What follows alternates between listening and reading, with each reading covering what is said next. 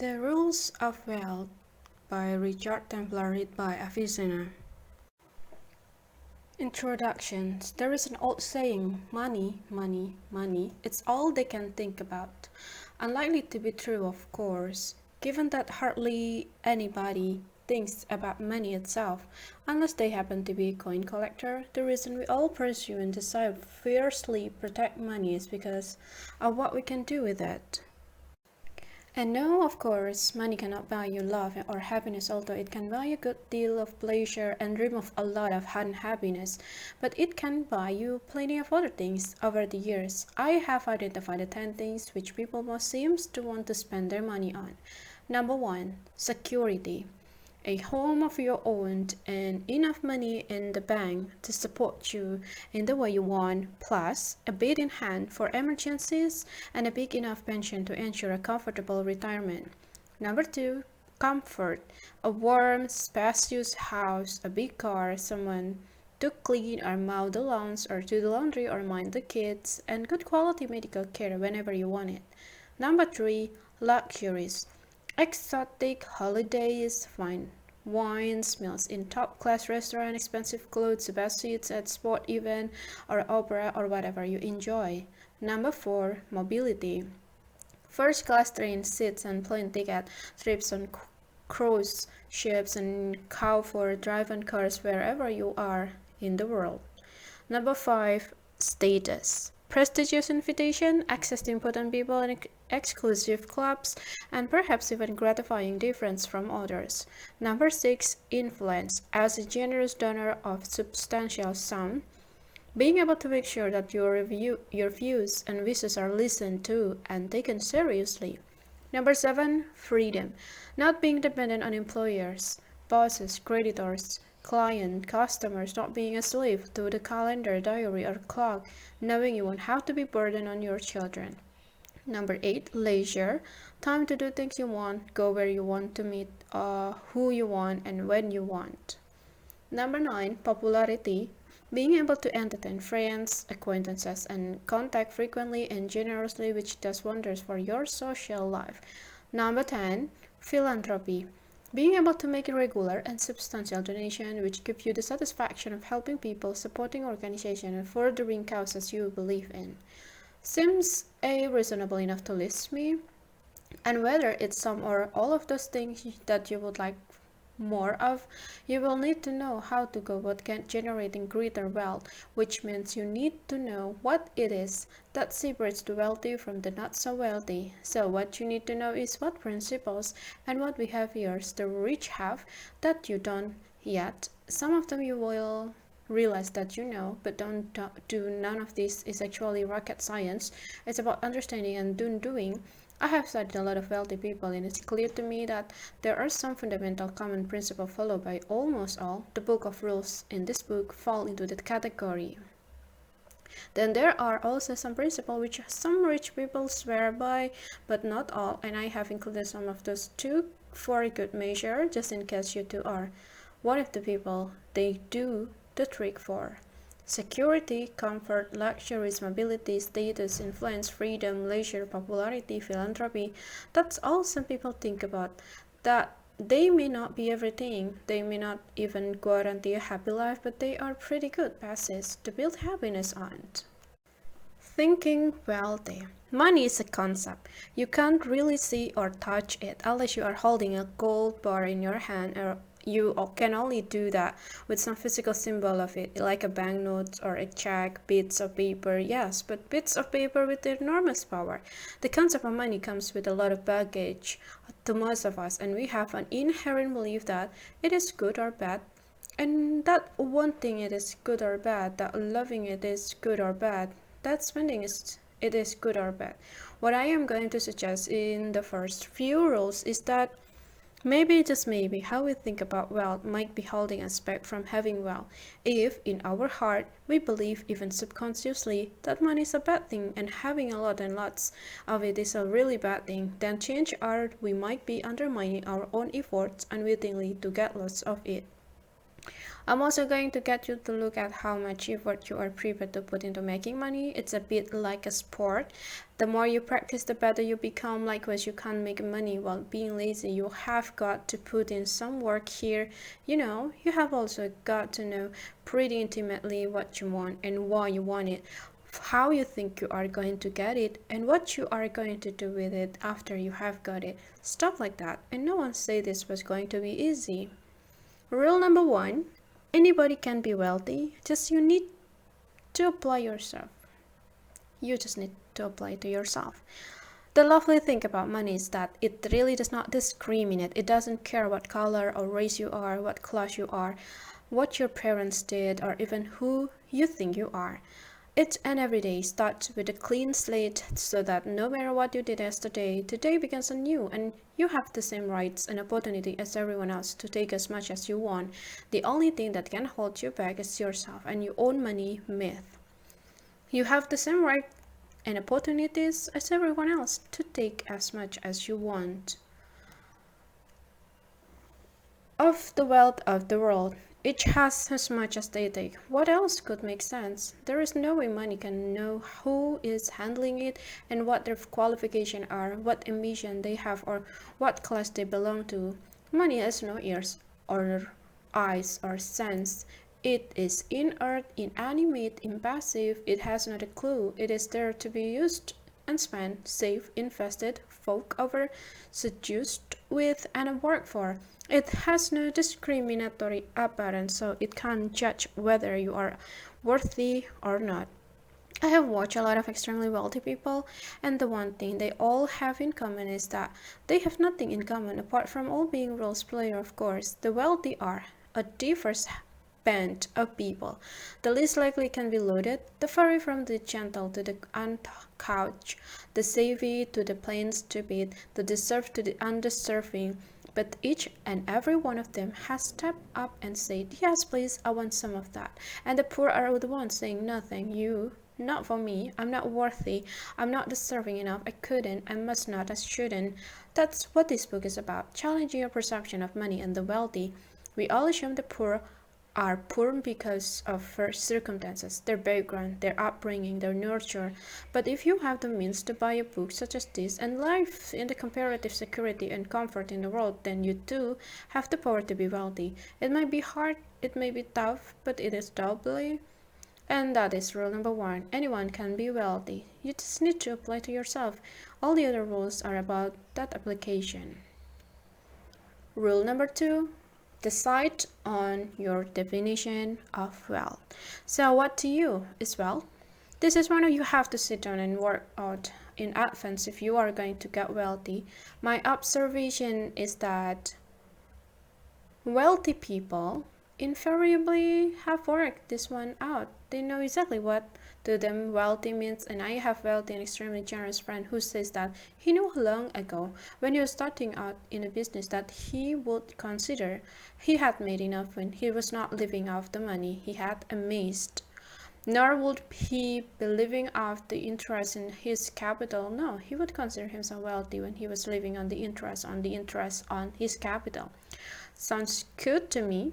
And now this friend knows how much his interest on the interest is making him, pretty much by the hour. This is we all go out for a meal in the evening. He knows A, how much the meal has cost, and B, how much him has made while eating the meal. And he says that as long as B is more than A, then he is happy. This is setting the definition I felt pretty high. You might think maybe you wouldn't want to set it as high, and that's fine, of course. Then again, maybe you would want to put some kind of figure on it. In the old days, everyone wanted to be a millionaire, and that was an easy one to judge if you would go there or not. And today there are a lot of people who have houses worth more than that, and they wouldn't consider themselves wealthy at all, and yet haven't quite got around to upping the ante to wishing themselves billionaires. My own definition for comparison is having enough so that I don't have to worry about having enough. How much is that? I never know.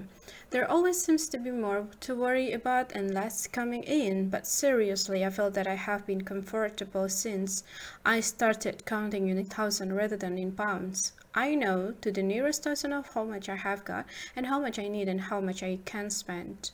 For some people, not worrying might mean having enough to pay for any emergency that might arise in their family or home. So, how will you define it? By the number of cars you own, servants, cash in the bank, value of your house, portfolio in investment. There are, of course, no right or wrong answer, but I do feel that until you have worked this one out of you shouldn't read on. If we don't have the target, we can't take aim. If we don't have a destination, we can't leave home, or we will be driving around in circle for hours. If we don't have a definition, how can we monitor or judge success? If we don't do this, how will you know if this book has helpful to you? Rule number 3, set your objectives.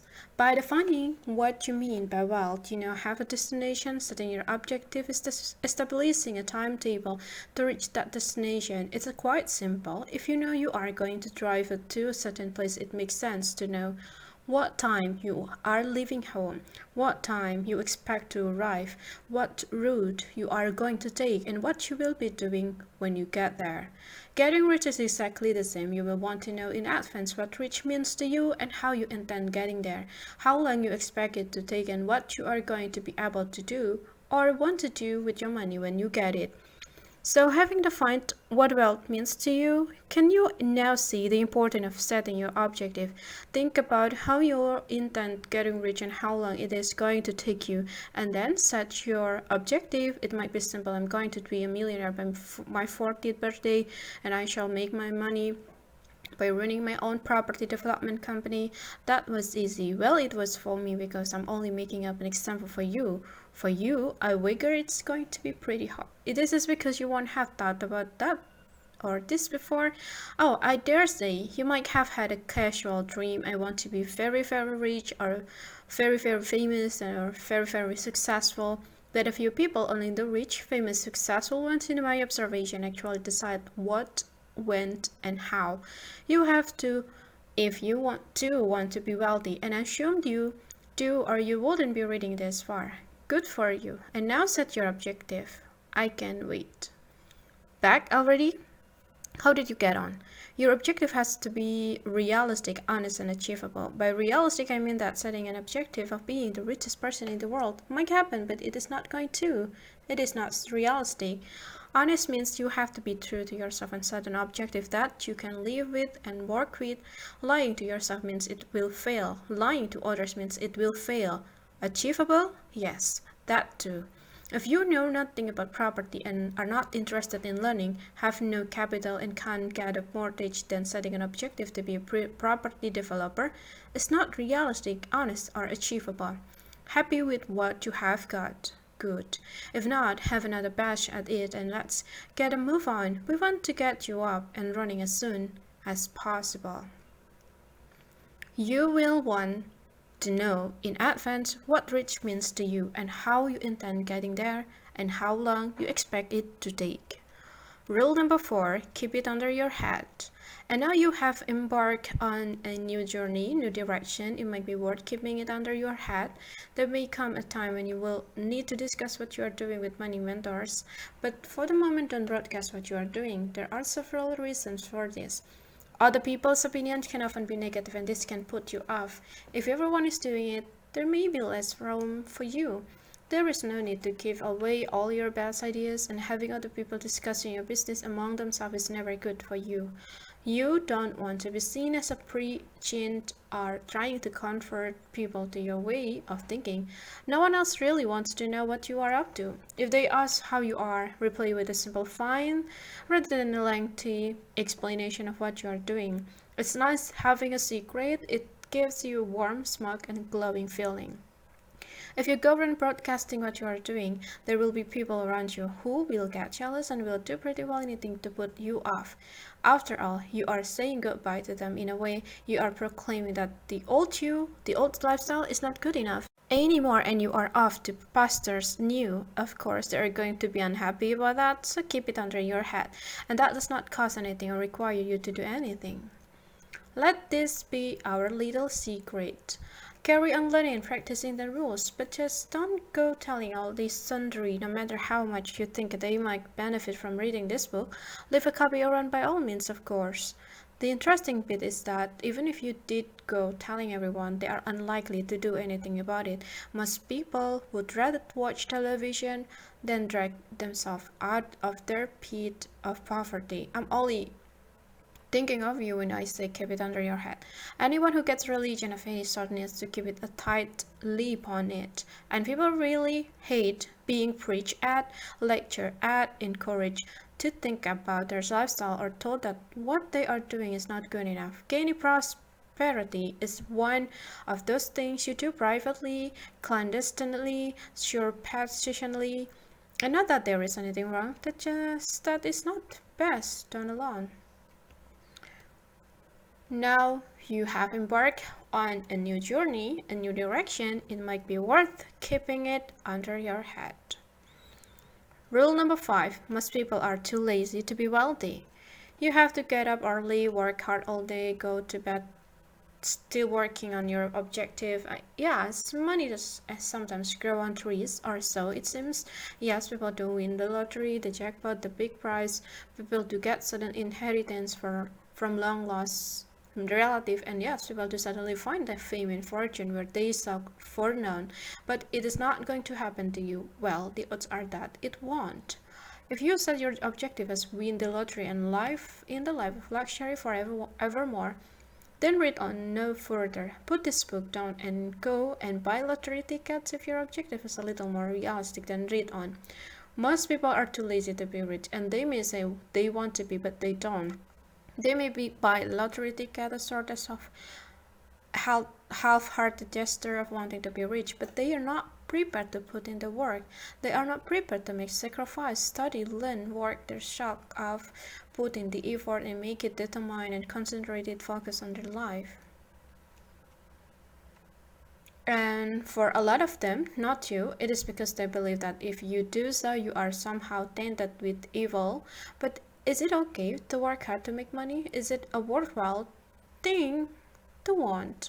It depends on why and what you are going to do with it, I guess. Most people don't want to do the work. Yes, they want the money, but only if it comes to them by accident, by luck, by chance, and then it's okay. Then it's not tainted with sweat and work and with passion and focus. I think if you look at anyone rich enough to be a role model, Bill Gates, Richard Branson, Alan Sugar, Warren Buffett, Simon Cowell, James Dyson, Peter Kellner, you will notice only one thing in common. They work their sock off. They might make their money from computer sales, business, film industry, vacuum cleaners, pop music, radio station, whatever. But the one thing they all share is the ability to do more in a day than most of us do in a month.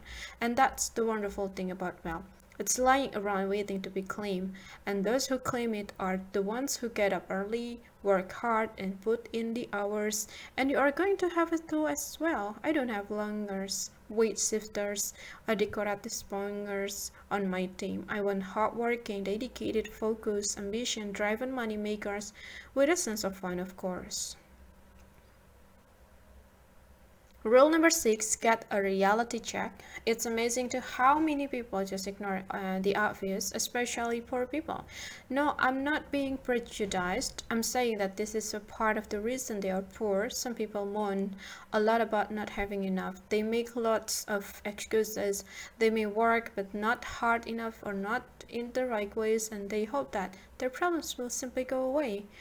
Well, guess what? They won't go away. They're more likely to get worse. If you are struggling financially, wondering how to make more money, a lot or just a little, for those things that matter to you, you need to take positive action, because I promise you that sort of winning the lottery, then nothing going to change unless you do.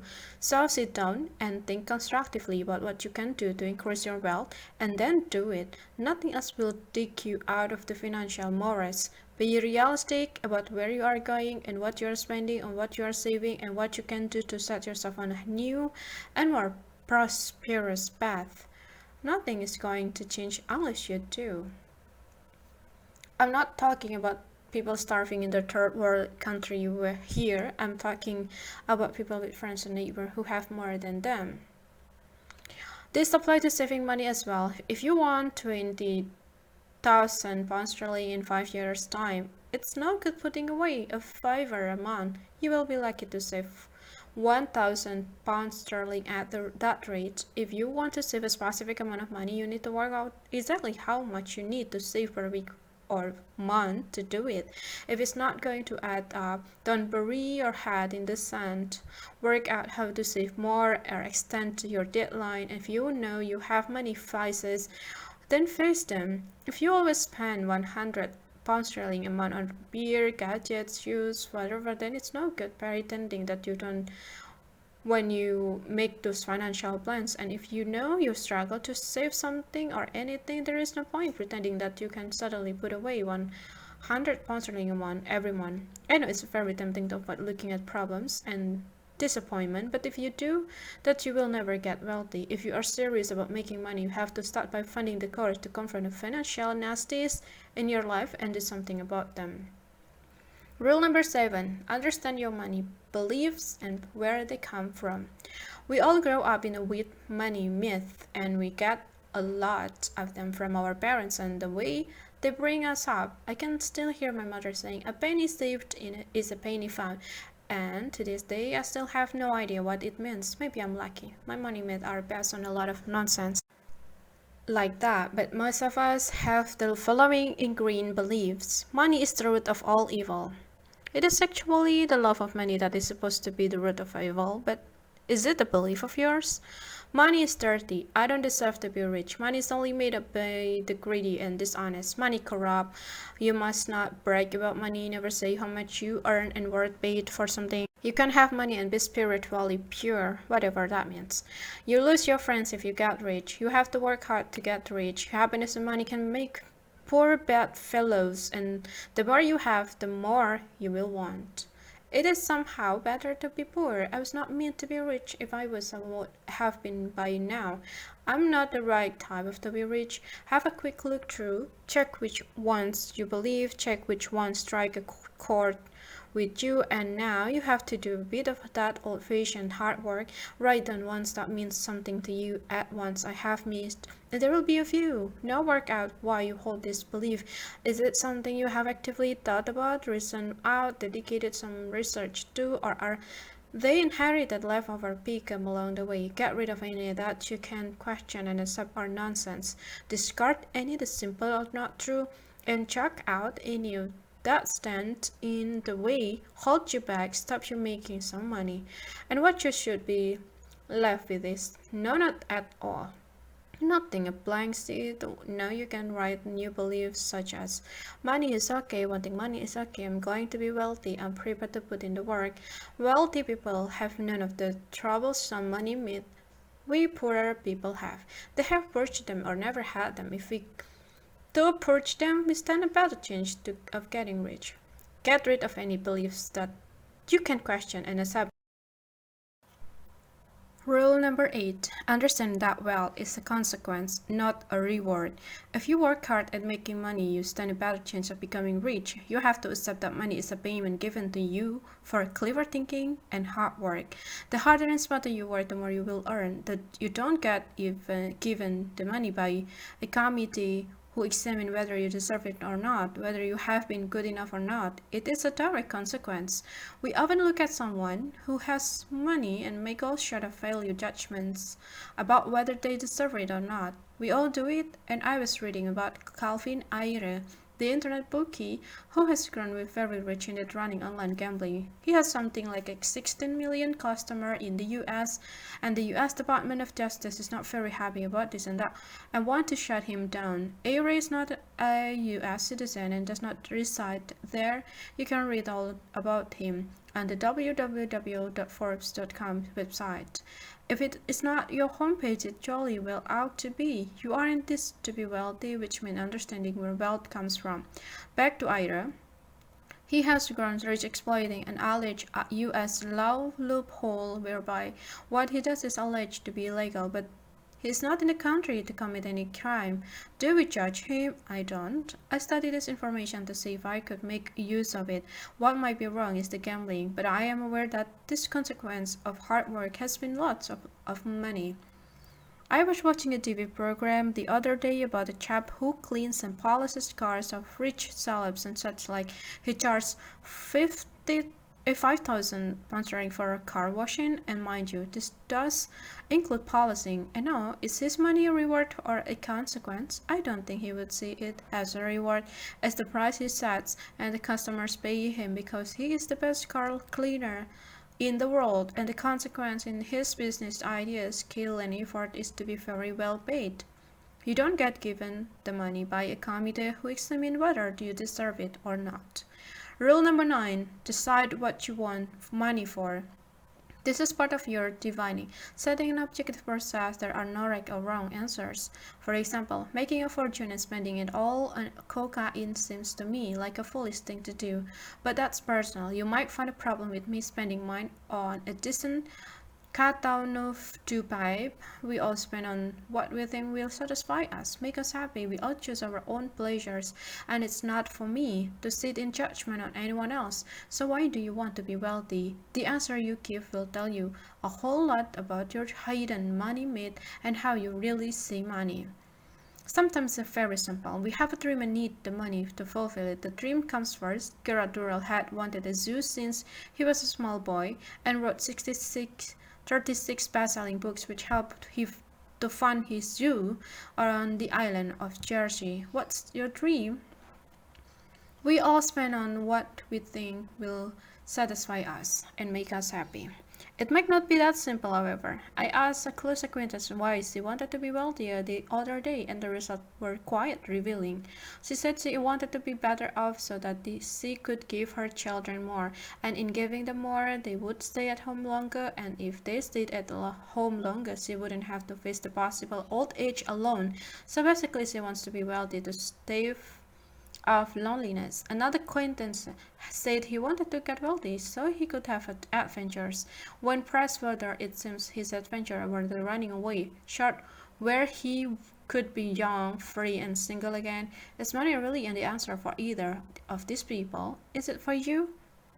When you know what you want greater wealth for, think also about alternative ways to meet your needs. I said earlier, some people want to be wealthy so they can pay for medical care for any close family member that may need it.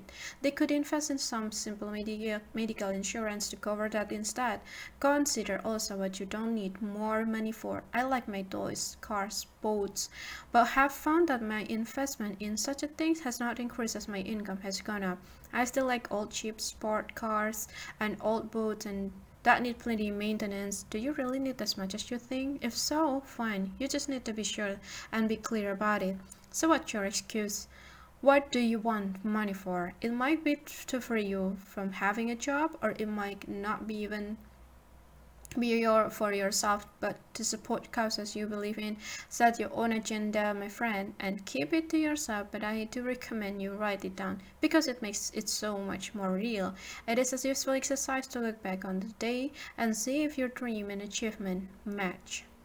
Rule number 10. Understand that money begets money, and there is no greater truth than this. Money makes money.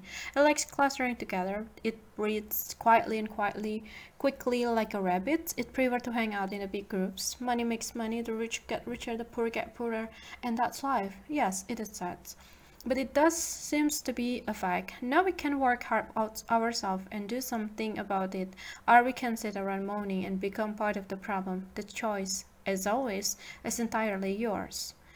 If you do want to do something about it, then it seems to make sense to me to make a tidy sum and use your money wisely to help less fortunate than you, or do whatever with it you so choose. Once you have some money, you will be astonished at how quickly it can grow. I recommend you understand and learn the concept of compound interest as quickly as possible. And now, I'm not going to tell you anything about it except it's vitally important that you know about it and make it a cornerstone in your building of wealth. And the reason I'm not going to tell you anything about it is firstly, this is not that sort of a book, and secondly, I'm not going to do all the work for you.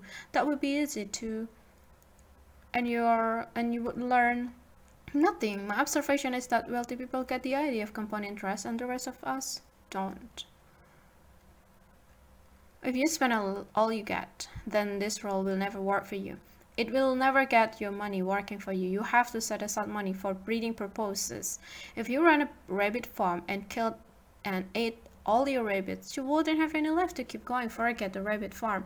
You are going to start a money farm. Your money will breed, and you can then reinvest some, spend some, but you can't spend it all or you will have no more rabbits. Look, this stuff is not rocket science, but it is amazing how many people simply don't get it. But you do know. You have been given the best tip I can give you. Put some money aside for breeding purposes, cream a little up for spending, reinvest a book to build up a good and healthy stock. Keep it to yourself. Rule number 11. Calculate the net return.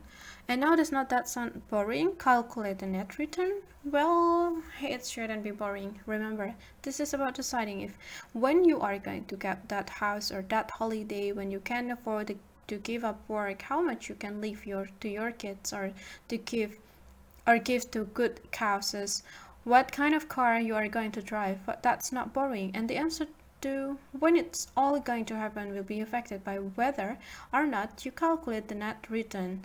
You understand what net means, of course, but do you remember to factor in the costs, expenses, charges, and tax before deciding whether to make an investment? For example, suppose you are tempted by a rate of 3%, and that makes sound like a pretty good investment. But if you are at 40% tax per year, that's going to drop to a net return of 1.8%. Does not look quite a good note, does it? Of course, this calculation may not deter you, and that's fine. So long as you base your investment decision on the real net return and don't fall into the trap or just seeing the headlines bigger. Here is another example. Suppose you buy a property to rent out. If it costs you, say, 200,000 pounds sterling and you let it out at 10,000 pounds sterling a year, you might think that looks pretty good, but hang on. What have you got to factor in before you make your decision? Well, there is the cost of the mortgage, of course, and the insurance and letting again agents' fees. Maybe period when the property is empty between tenant. And the tax on the rental income. See, I'm not saying buy to let is never worth it, but you have got to calculate the net return before you can decide if this is a good move for you. Obviously, there is also the potential capital growth in a property to consider, but that's not guaranteed, except perhaps over the very long term. Certainly, if you need to sell the property in 5 or even 10 years' time, you can assume significant growth, and the value may even have dropped. So do your sums. They are not complicated, but they do require you to think it through and make sure you haven't forgotten anything, especially the tax you may eventually have to pay on anything you make. Rule number 12. If you see money as the solution, you will find it becomes the problem. Having money does not make all your relationships flow smoothly, not by a lot shot. It doesn't protect you from disease. It may buy you better medical care after the event, but it doesn't protect you. It might buy you a better diet, but the rich half of the world has a pretty poor health record despite having all the money to feed itself extremely well. So wealth and health do not necessarily go hand in hand. The more you see money as a solution, the greater the change that you are missing the point entirely. Money does not do anything. It might buy you a better medical care after the event, but it doesn't protect you. I know. You will be thinking, if I had X amount, I could fix this problem in my life. I think you will find money would throw up a lot more problems in its way. Money will not make you happier, thinner, or more popular with distant people. Money does not deliver lasting, meaningful peace of mind. There are plenty of rich, fat, unhappy people with no real friends. I think we need to find the cure to our problems first, and then find a way of funding the cure. Money is not, and never will be, the cure. It is the oil that smooths the wheels, it's not the engine. Rule number 13. You can make lots of money, you can enjoy your jobs, you can sleep nights. A lot of people hold one or other or all of these nations. Making money goes hand in hand with being ruthless, manipulative, immoral, greedy lizard. To make a bit of cash, you have to sell your soul, grandmother, and principles. Being wealthy means you end up with heart problem, insomnia, and other stress-related disorder. To make money, you have to turn into a slime ball who sacrifice their family, moral, and happiness on the altar of wealth. Well, it can be like that, but it does not have to be. In fact, it shouldn't be. That's the beauty of it. If it's like that, then you are doing it wrong. You see, money is so freely available, and so anyone, that you really don't need to try that hard or change that much. An awful lot of pretty, ordinary, nice people make money, a lot of it. You can make money, enjoy your job, and sleep at night. You just have to decide. That is what you are going to do, no matter what, and then stick to it. Remember, if you are starting to lose sleep or have stopped enjoying what you do, then you need to have a serious talk with yourself. Go back to the beginning of the book and remember what it is that wealth is all about to you. I remember a cartoon of a boardroom with a fat cat executive. A small girl pokes her head round and the door and says, "Money can buy a kind smile." The businessmen all look momentarily ashamed. Then the chairman girls, "Get out of here, kid. Who the hell wants the kind smile?" And the other all looks relieved and go back to their meeting. Well, I for one would like the kind of smile, even if it does not mean I lose a little money. I want to sleep nights and to enjoy my job and to make money, but I won't compromise my principles, spend too little time with my family or children, neglect to sit in the sunshine occasionally, take a day off. I won't worry about work or money once I have got to be driven so much by money that I lose my sense of humor or need to have fun. And this I swear by, and it is possible. Believe me, I have known and observed enough wealthy people to know this is true. To make money and have a life, to be ethical and rich, to earn a lot and be true, thoroughly nice person, it is possible. It just sometimes seems it is not. All part of debunking our money myth. If you lose sleep or have stopped enjoying what you do, then you need to have a talk with yourself. Rule number 14, don't make money by being bad. I like Google's corporate motto, don't be evil. It's probably an anagram of something, but I still like it. If you have to lie, cheat, steal, defraud, lose sleep, hide, dodge the law in any way, break the rules or generally behave badly to make your money, then don't do it. It is not worth it.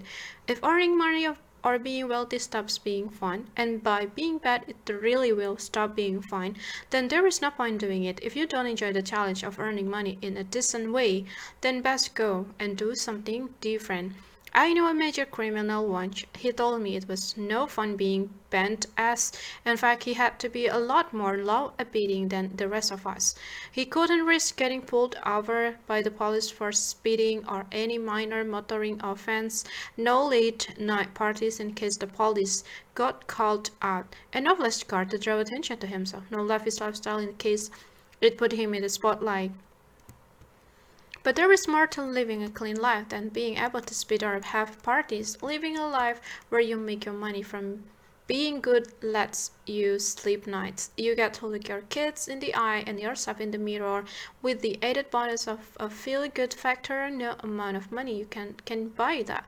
If you have to resort to being weak, it means you have failed. You have lost the plot. It means you haven't been able to do it properly. It means you are scraping the barrel. It means you haven't been able to think of a proper idea. It means you have been lazy, desperate, non-creative, and boring. I can come up with a lot of examples of famous wealthy people who've made their money out of being bad. And yep, they are wealthy, it's true, but look in their eyes. And what do you see there? Do you want to have that stay awake at night worrying look, and do you want to flinch when the doorbell rings kind of life you want? Nobody trusts you sort of relationship, or would you rather relax and know that you did it legit, honest and fairly? It's a no-brainer, really, isn't it? As long as you can earn your wealth without ripping people off, being cruel or unjust, breaking the law or bending the rules, you will be doing fine. All it requires is a quick check, staying conscious of what you and your money are doing. Rules number 15. Money and happiness understand being relationship. There are lots of things that will make us miserable: losing a partner, being made redundant, getting sick, and lots more. There are quite a few related to money and gaining or spending thereof. Remember, too little money can make you miserable, too much money can make you miserable, too much stuff can make you miserable, not having enough stuff can make you miserable. I think what we have to grasp pretty well from day one is that money and happiness are not necessarily the same thing. Money does not buy happiness. This is a common mistake people make. It is not going to be one you make. You can be poor and happy. You can be rich and happy. You can also be either poor or rich and miserable. If you are looking to wealth to make you happy, you will be disappointed. If you are looking to money to make you powerful, younger, sexier, more vital, more interesting, better looking, whatever, you are going to be disappointed. Sorry, but money does not do any of that. In your head, it might. In others people's heads, it might. But it does not in reality. You can be all those things with money. It is true. It is not money that does it. The switch is thrown in your head first. Money is a placebo, not a cure. We have all seen the lottery winners who buy the big house and feel miserable because they have left all their friends behind, or the tycoons who lose the lot and top themselves because they felt their life was over just because they were skinned. But we won't make any of these mistakes because we shall practice this rule diligently and understand the relationship between money and happiness. But I hear you ask, what exactly is the rule? What do I have to do? Answer: nothing except not expect too much for money and don't buy stuff in the hope it will make you happy. It won't. When they build that brand new Beamer, or whatever it is you covet, they don't build in any happiness. So when you first sit in it or buy it and you feel fantastic, and I'm not denying people do feel great about buying stuff, and that feeling is not in the thing you buy. That feeling inside you were anyway. All this said, what money can do is buy away a lot of unhappiness. It just can't go any further than that. Rule number 16: know the difference between price and value. I once asked my delightful father-in-law to explain that thing about wine to me. You can a bottle that costs £100 in a top restaurant really be 20 times as good as bottle that you can get for a fever at a local shop. His answer was interesting. He said that you are not paying for the wine alone. What you are paying for is the ambience, the service, the location. We are talking le gars here. The wine waiter's expertise, the cut company, the fine tablecloth, the privacy, the discretion, the styles and class, the tradition, the food and the trust, and the humidity and the storage, the tone and the surrounding, the fellow dining guests, and the great conversation. The wine is almost irrelevant, and that's the point. We think we know the price of something, but the value can spread out far beyond all of that. I have an old Mercedes car. I didn't pay much for it. You never do, as people are scared of them in case they go wrong, and fair enough, they do cost a fortune to put right, but you need to remember that because they are better made. They really rarely do go wrong. I was visited by a friend who was driving a brand new car. He would just bought a modern Eurobox, a small hatchback thing that looked like a mini spaceship. He looked at my old battered mud-streaked Mark and exclaimed, "Blimey, you must be doing well." I tried to explain what that was not the case, and that he would probably pay at least 5 times for his what I would pay for mine, but he wouldn't have it. He saw the merch and had decided its value was a lot more than the price. What was actually paid for it? I learned that day about price not necessarily equating to perceived value. Remember too that something is only worth what others are willing to pay for it. A catalog may say the value of the painting is £500, but that's only the truth. If somebody is willing to pay that amount for it, an important lesson to learn, and the price of something can be far less than its actual value, either to you or to somebody else, or a lot more. If you are going to be wealthy, and I sincerely hope you are, if you put into play the rules in the book and work diligently at it, then it's worth studying the difference between price and value. We think we know the price of something, but the value can spread out far beyond all of that. Rule number 17: know how to wealthy thing. There is a simple test to determine whether someone will end up wealthy or if they already are. All you have to do is watch someone read their favorite newspaper, especially if it's one of the big Sundays. Notice which paper they choose, notice which section they choose to read, and notice which section they discard. Notice in which order they read their chosen sections. This is a test for you to have a look at the above and make a mental note of what you do. The wealthy, those who have deliberately chosen to be wealthy rather than those who have won the lottery or inherited God's lottery as I think of it, or married into it, invariably choose the more serious papers, choose the more serious section, discard the frivolous section, read the money or business section first. If you are serious about being wealthy, you will have to learn how the wealthy think, and this means studying the opposition, although very shortly you will be a part of them. You need to know the lingo and the language, where they eat and live, how they work and relax, how they invest and save. In short, you need to study money if you are to increase your prosperity. Try to get to talk to the wealthy people, ask questions, develop a thirst for understanding and knowledge, and read about wealthy people. Interviews and autobiographies can be full of insights. You may also benefit from a few chosen business and finance books. I'm not going to recommend any to you as I don't know your reading styles. Find ones that suit you. Also, why not log on to the FT site, financial training site, or the finance pages of other online paper to keep up with the latest development in the money market. Get informed.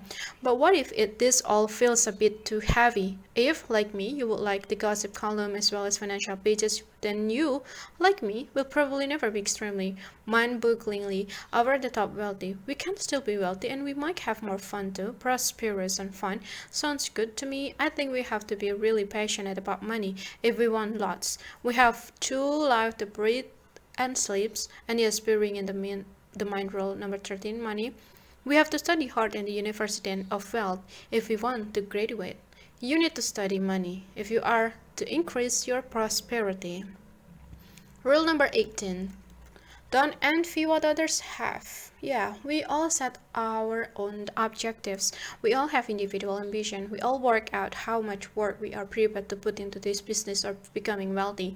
We all set our own limits and know what we are prepared to do or not to. So what is the point of envying what anyone else has? None, unless you know what their agenda was and is. None, unless you know how much work they were prepared to put in. None, unless you know what they were prepared to sacrifice. Of course, you can cast an envious glance at the easy three: lottery, inherited, married, or divorce. Into we all do. But money earned is entirely the business and the person earning it. They did the work, they had the idea of entrepreneurial spirit, they got up earlier than us, they were driven or fired up by what they wanted to achieve, and feeding them is pointless. Learning from them is valuable. And learning from them is the greatest gift they can give us. Ideally, you need a money mentor, someone you look up to, who has made a lot of money and in the right way, legally, enjoyably, and nicely, who will give you the odd tip, tuck you under their wing, and set you on the right path, and refuse to lend you any money, of course, not that you would ask. If I come across someone extremely rich, I immediately try to work out how they did it, and if that route would suit me, what bits of information could I glean to help me get to that position, bearing in mind I only want to do it right, legally and enjoyably. I think 90% of getting these rules right is to approach getting wealthy is sympathetic magic and do as they do and you will end up as them. I have my money mentor and hang on to his every word when it comes to money, as he is living on the interest on his money, and that's the place I'm heading for. Use the other people as a source of inspiration. Besides, envy is not a characteristic of a rules players. That's by the way, envying them is pointless. Learning from them is invaluable. Rule number 19. It's harder to manage yourself than it is to manage your money. So, how well do you know yourself? Pretty well? Not at all? Vaguely? We think we know ourselves until we come to give up smoking, lose weight, get fit, get rich, and then we realize we are lazier, have less willpower, less determination, make less effort, get too easily dissuaded, and fall by the wayside too readily. If I wanted to tuck you under my wing and make you wealthy, the first thing I would need to know is, do you have what it takes to be wealthy? Are you determined enough? Will you work hard enough? Will you stick at it? Do you have backbone, stamina, guts, relentless focus? You see, if you don't, the chances are you won't succeed. I'm trying to make you see that making money is a skill that can be taught, as long as the person is ready and willing to learn and apply themselves diligently. The first thing I would need to know is, do you have what it takes to be wealthy? If you decided you wanted to win Wimbledon, you would have needed to start playing tennis when you were about 5 and have been winning junior championship by the time you were 14. It's the same with money. You can't expect an overweight, middle-aged person to suddenly be in the final. When I was a young, struggling student, I once taught a valuable book so I could eat. I made a direct choice between owning something that was going to increase in value and this potentially make me wealthy, and having a slap up meal for one. You see what I mean? I, in essence, choose, at that time anyway, to be poor rather than wealthy. I saw the same books recently in a bookshop, and believe me, I made a bad call that day. And what I have noticed is that the wealthy, when they are starting out anyway, have enormous drive and are prepared to make enormous sacrifices. They manage themselves and forego instant reward for a bigger payback in no longer terms. Self-control and delayed gratification are useful art to learn. Getting wealthy. We have entered the dark, uncharted waters of part 2, and this is where we get serious, and this is where we start the real practical stuff. This is where you have to start taking a good hard look at your situation, doing some planning and taking some action. Getting wealthy means being very honest with yourself and being willing to invest your time, effort into the quest for greater prosperity, and many of the rules are behavioral, and changing your behavior is never easy. Some rules will seem stunningly simple, but for every rule you have to ask yourself, I may already know this, but do I do it? The willingness to put in the graft and do something, make things happen, is vital. Rule number 20. You have got to know where you are before you start. Before we can go forward, we have to know where we are now. Or rather, you have to. When Robinson Crusoe swam ashore from his shipwrecked boat, the first thing he did was check out what storage and gun and ammunition he had.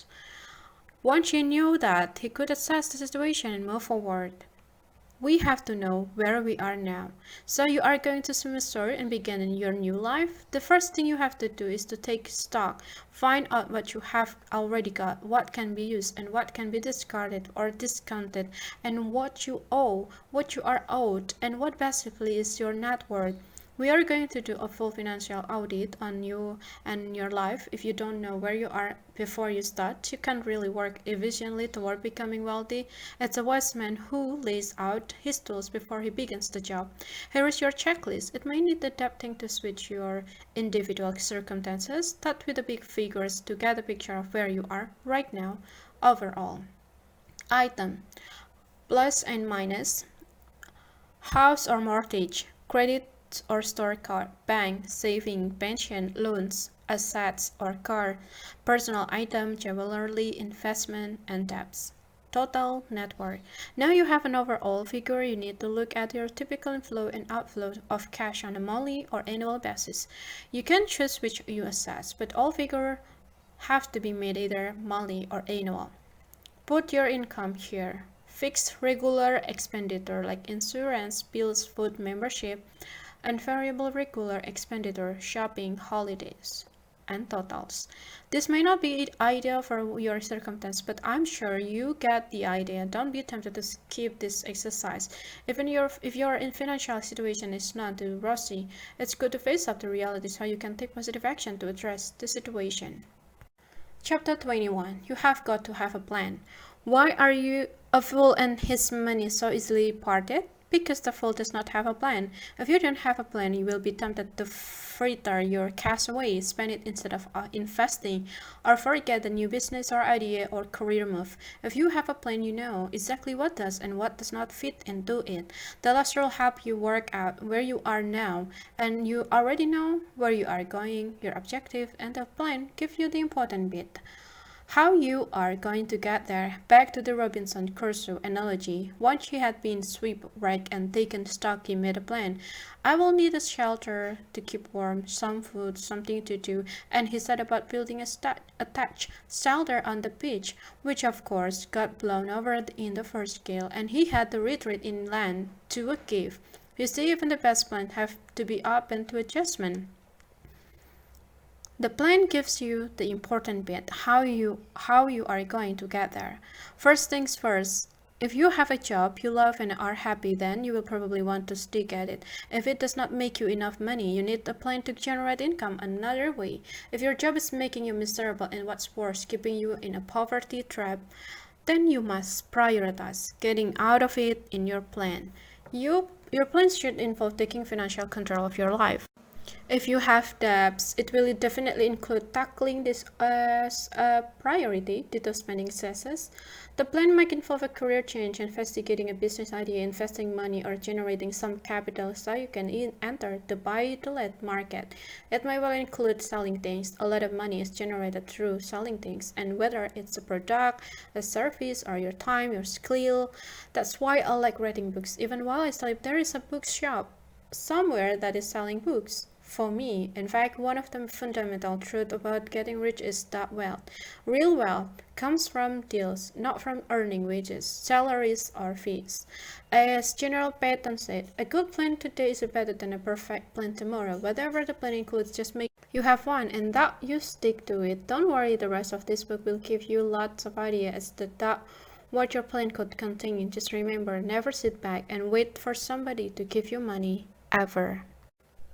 Rule number 22. Get your finance under control. There has been a huge fuss made over the last few years in the UK about hosepipe bans. If you live elsewhere, this might be a complete mystery. It's even a mystery to me, to be honest. In the UK, there are companies that are allowed to collect water in reservoir and then sell it to the householders. The reservoir has been low recently due to the lack of rain. Apparently, if you live in the UK, you will know that it never stops raining. A lot of the householders are saying that there is a shortage of water because the water utility company don't repair their pipes and masses water leaks away. The poor householders are being told they cannot water their garden because there is not enough water, and they say there is enough water and that they are being punished unfairly. See where I'm going with this? You may well have enough money, but it leaks away before you get to spend it, and a whole variety of ways: taxation, paying interest, lack of use. Too much being spent on the wrong things. Before you can control your finance, you have to stop the leaks. If you carried out the exercise under Rule 20, of course you did, you will have a record of your credit card balances higher than you care to admit. Probably we are all encouraged to spend on plastic. We are all seduced into racking up debt monthly. If you want to stop the leak, cut up all the cards and pay them off. Do a quick calculation and see what level of interest you are paying. It's the same with your mortgage. Make sure you are not paying more than you have to through negligence. If your fixed rate deal has come to an end, it could be time to check out the best deals that are now available. Keep a record of everything you spend, everything. Do this for a short while, even just a week, and see where the leakage are. If you are going to be wealthy, first you have to know where your money is going. Sorry if you thought this was going to be easy or this book was going to be full of get rich quick schemes, but stick with me and you will be glad you did. When you carry out your financial stock check, watch out for the hidden things which can easily be overlooked. For instance, direct debit and subscription that are too high, wrong, or out of date. The rich are eagle-eye and miss nothing. Before you can control your finance, you have to stop the leak. Rule number 23. Insurance pays someone, and odds are it's not you. Just think this one through with me. Insurance companies set their premiums so that on balance they will make money. At whose expense? Yours, of course. Suppose you pay 100 pounds sterling a year for 10 years, and that will be 1000 pounds sterling in the total. The insurer will have calculated that the odds are they will pay out less than 1000 pounds sterling in total for whatever it is you are insuring, in which case it will have cost you less to pay the cost of repair, replacement, medical care, whatever, and then it was to pay your insurance premium. It doesn't matter what you are insuring or who with. This is just the way that insurance companies make their money. Plus, they have admin costs, overheads, marketing costs, and all the rest to cover, and they will have factor those into the real premiums too. In fact, most people don't get back more than 2/3 of their money they pay in insurance, even long term. So it just does not make financial sense to take out insurance on all your pets, property, washing machine, and so on. Having said that, there are two instances where you are better off taking our insurance. The first is, of course, where it's a legal necessity, such as driver insurance, you just have to swallow that one. The other finance is if you don't have enough in your bank to pay out the lump sum if the worst happens. Say you don't insure your pet and then they need an operation costing 1000 pounds sterling. Will you be able to find the money all at once? If not, what would you do? Maybe you will feel you would rather pay out more over the year in insurance for the peace of mind it gives you. Then, if Tybus get a fish bone stuck in his throat when you are having a particularly tight month financially, you can still afford the operation. There are a few trick ones, such as health insurance, but where you are insuring property, pets, and white goods, it's pretty straightforward. It doesn't matter what goes wrong with your washing machine, you know the most it can set you back is the cost of a new machine. Could you afford that? If so, you are wasting your money on insurance. Have you added up how much you are spending every month on insurance premium? Well, why not? Go and do it now. Now think about what you could do with that money if you were not paying for all the insurance. If you just put it in a saving account, it would at least earn a little interest. And that's something that the canniest wealth builders do. If they are worried about losing the cash flow safety net of insurance, they cancel their contract and then ring fence that amount each month in a saving account. If they have a sudden problem with tables or their washing machine or anything else, the money is there for just such emergencies. Meanwhile, it still belongs to them along with the interest rather than to the insurance company. And that extra threat most of us pay out of and never get back. Well, that's still theirs too, to spend it or save as they wish. Most people don't get back more than 2/3 of their money they pay in insurance even long term. Rules number 24. Only by looking wealthy can you become wealthy. I once watched a man looking at the job vacancy board. He was dressed in scruffy trainers, wore a hood up, was unshaven and slouched with his hand in his pocket. You just knew he was going to go for a job interview dressed like that and failed to get them. And then he would claim it was unfair. Nobody would give him a break, life sucked, and so on. I have held many job interviews and have always been seriously underimpressed with the few people turn up, and the lack of effort is always staggering, as is the lack of research and interest. Why do you want to work for this company? Don't know. What do we do here? Don't know. I'm trying not to be an old reactionary here, but I can't fail to notice that the lack of effort is directly related to the lack of result. The poor look poor, not because they have to. They wear a uniform that marks them out. If they change that uniform, they change their circumstance because people will react differently to them. We are not too far removed from the great apes, and they relate to each other based a lot of on how they move and look. Those who look weak and needy are treated as such. The powerful is strut and look confident. What I'm suggesting is that you need to look powerful and confident. We should all look powerful and confident.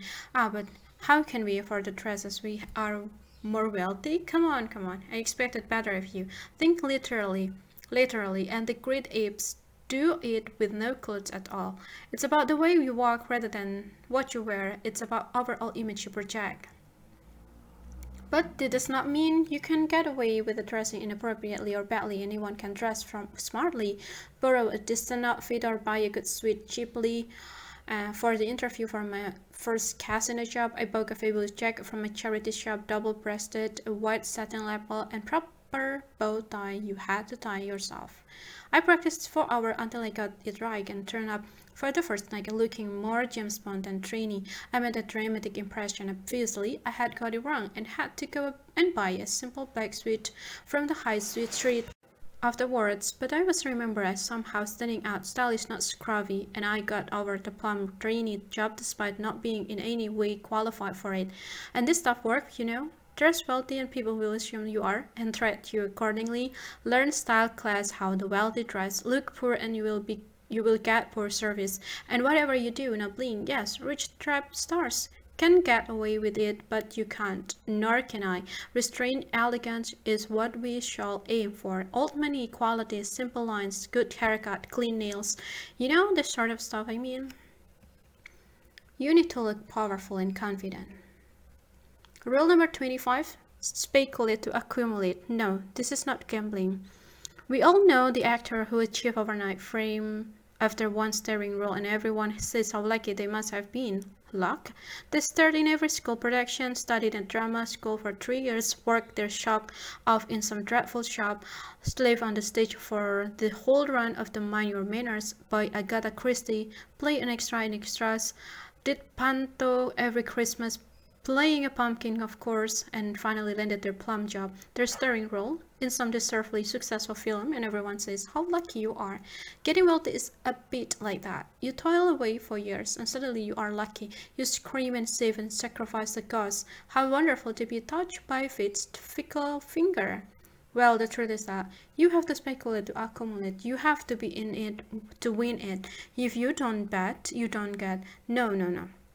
I'm not suggesting gambling in any sense. If you invest on the stock exchange after wisely taking advice and studying the company and their performance, this is the safest form of gambling. If you stake it all on red, this is a high-risk gambling. If you work your stock off for 20 years and finally it pays off, this is not gambling. Speculate has, in fact, four meanings: to discuss, to think deeply, to invest, and to believe in something not entirely certain. I think that about sums up our pathway to prosperity. Discuss. Talk to all and sundry about wealth and see what others think and do and study them closely. Think deeply, understand your subject. Invest, speculate with your time and effort in life. Believe in something not entirely certain. There are no guarantees, but you should be able to shorten the odds considerably if you follow the rules others have for you. I know you might have thought, you to speculate with your hard-earned cash. I don't. I mean you to speculate with your time and effort, forethought and planning, energy and dedication. The more you put in, the more you will get out. On the other hand, you could go and blow it all on red. Only joking.